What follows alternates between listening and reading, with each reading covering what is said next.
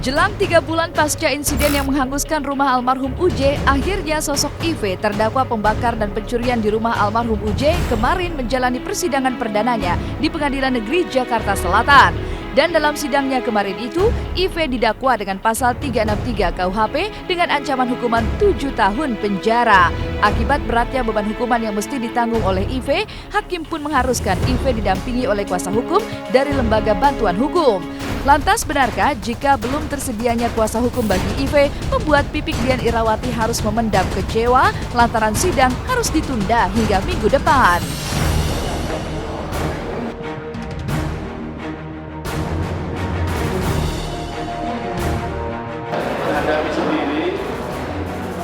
Agendanya pembacaan dakwaan dari penuntut umum yang mana tadi sudah dibacakan dakwaannya pasal 363 yaitu pencurian pada saat lagi terjadi kebakaran. Itu ancamannya itu di atas 5 tahun, yaitu 7 tahun.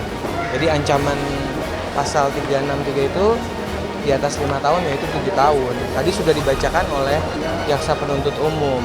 Pada saat proses pembacaan dakwaan tadi setelah dibacakan, majelis hakim menyampaikan kepada terdakwa karena ancamannya di atas 5 tahun untuk didampingi kuasa hukum.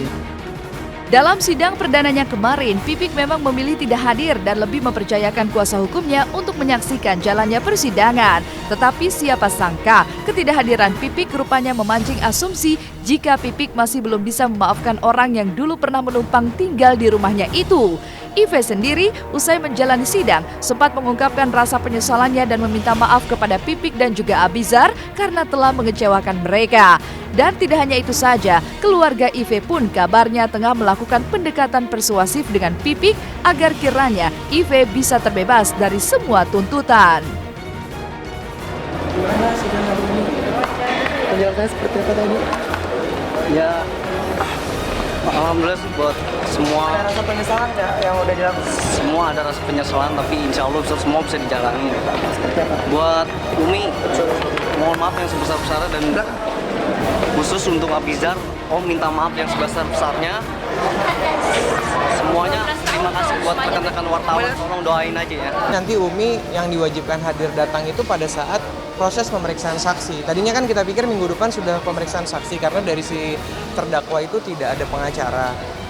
Jadi mungkin minggu depan kalau misalnya Umi bisa hadir, alhamdulillah. Tapi kalau enggak, yang pasti pada saat pemeriksaan saksi, beliau dan saksi yang dua, saudara Taufik dan saudari Pink itu harus hadir pada saat proses pemeriksaan saksi.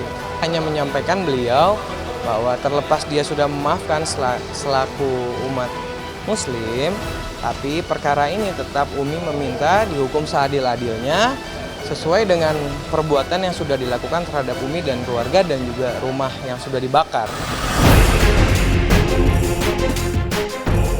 Akibat kebakaran yang menghanguskan sebagian rumah almarhum UJ, Pipik tak hanya mengalami kerugian secara material, tapi juga secara moral. Bayang-bayang ketakutan kabarnya masih menghantui anak-anaknya, bahkan demi menghilangkan trauma berkepanjangan, Pipik sengaja tak ingin membawa kembali masuk anak-anaknya ke rumah warisan almarhum UJ dan justru berniat ingin menjualnya. Lantas benarkah jika Pipik tidak bergeming dengan penyesalan mendalam yang telah disampaikan oleh IV? Kalau itu kan saya serahkan kepada yang berwajib ya untuk hukumnya. Kalau dibilang memaafkan, sudah pasti memaafkan gitu. Allah aja maha pemaaf, siapa saya gitu kan. Tapi kalau proses hukum itu kan sudah berjalan gitu ya. Saya menyerahkan segala sesuatunya kepada pihak kepolisian. Gitu. Dan belum pernah lihat sama tuh anak yang katanya mau alap, katanya sudah 1 bulan Pak dengan anak itu. Umi kalau ke situ nggak pernah lihat dia. Nggak pernah gitu kayak apa mukanya, dengar berita begitu apa iya gitu ya, ini juga nggak jelas juga gitu.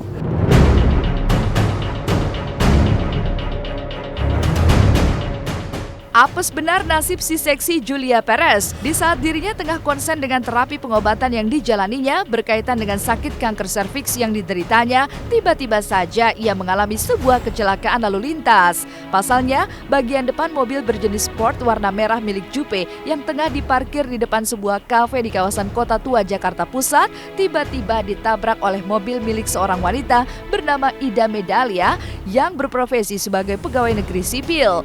Ida yang saat itu tengah memundurkan mobilnya diduga terlalu kencang sehingga bagian belakang mobilnya menabrak bagian depan mobil Jupe.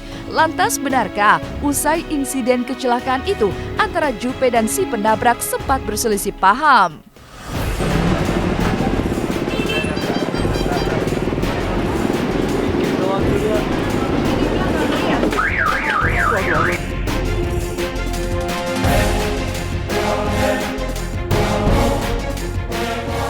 Saya mau bertanggung jawab, Pak. Dia mau tanggung jawab. Saya mau tanggung jawab di bengkel saya gitu. Maksud saya kan orang bengkelnya besok suruh datang ke rumah.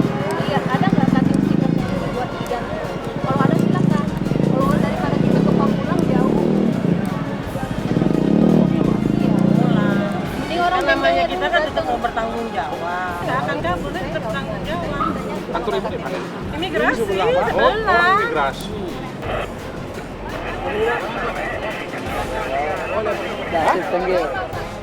Saat insiden itu terjadi, Jupe yang tengah menjalani syuting memang dibuat kaget dan baru mengetahui kondisi mobilnya usai menjalani aktivitas syuting.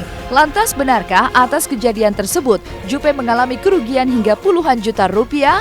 Dan akankah mantan kekasih Gaston Castagno ini menuntut ganti rugi atas kejadian tersebut?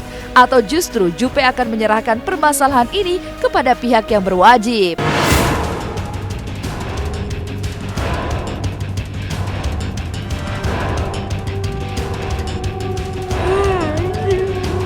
Nggak apa-apa, cuma lecet doang, tengok, tet dibenerin dikit sama ganti stiker depan doang.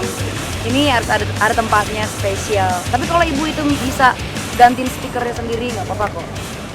Kita akan dengan senang hati. Katanya orang bengkel datang kan, orang bengkelnya katanya datang. Nanti dengan senang hati nanti orang bengkelnya itu taruh aja stiker sendiri, sama diketok. Ya Allah, bengkel bajai kali ya. Pokoknya intinya ya udahlah, nggak mau ribet-ribet, santai, nggak apa-apa.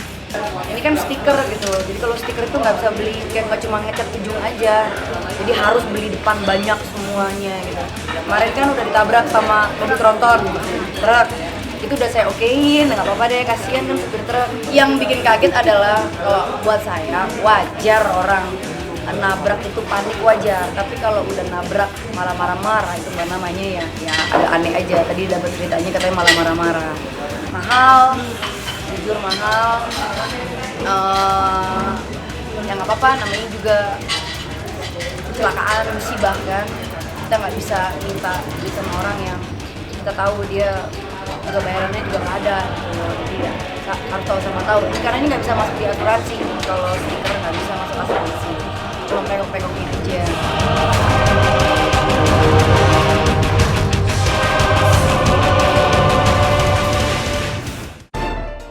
Meski Pengadilan Agama Kota Depok telah memutus perceraian antara Dausmini dan Yunita Lestari, kabarnya putusan itu belum dianggap sah lantaran Daus belum juga mengucap ikrar talak cerai di hadapan hakim.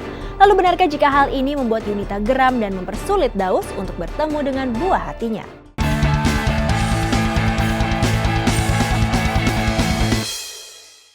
Desakan Yunita yang ingin segera memperoleh surat cerainya ini tentu saja membuat Daus terkejut. Pasalnya, Daus yang baru saja mengalami sebuah kecelakaan yang menimpa dirinya di lokasi syuting harus dibuat bingung perihal keabsahan perceraian mereka.